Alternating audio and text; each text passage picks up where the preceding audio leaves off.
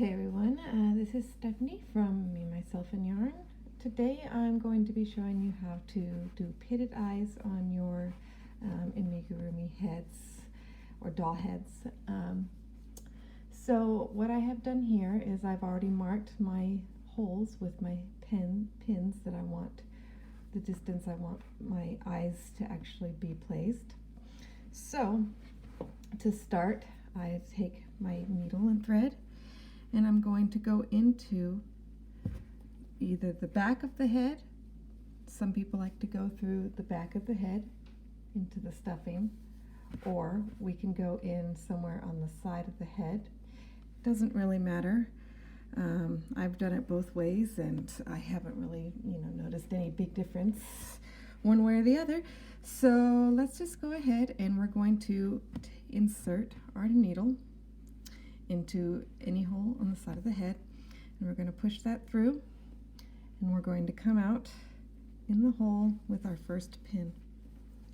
Okay, so pull that through, leaving this is your tail here, so we're leaving a nice tail. This is for the rest of the head, so get that out of the way. Okay, so I've come through into this first hole. So now I'm going to go into the hole next to where our pin is. Okay, I'm going to go into that hole, but I'm going to move it over, and I'm going to push through, and then I'm going to come out the hole where our second pin is. Okay, pull that through. Okay, you can remove your pins or you can leave them in if it makes it easier to see what you're working with, because sometimes when we start to pull, it's a little difficult to see where the thread is. Okay, so now, like on the other side, I'm going to go into the hole below this second pin. Okay, so I'm just going to keep doing that. I'm going to go back, and now I'm going to go back through through the hole where the first pin was. If I can find it. There we go. So I'm going to start pulling these a little bit, cinching them up. Okay, and then I'm just going to repeat this process. So now I'm going to go in that second hole under there, and I'm going to go back across and come out the first hole. Okay, so we're going to do this just a couple times to really get a nice good cinch on the eyes, and you can make them as deep or as shallow as you want. Just depends on the look you're going for. Okay. So I kind of like it a little more pinched in. So we've got this look here. Okay. So I'm going to go back through one more time. I'm going to go in this side. One more. That way, so cinch it a little.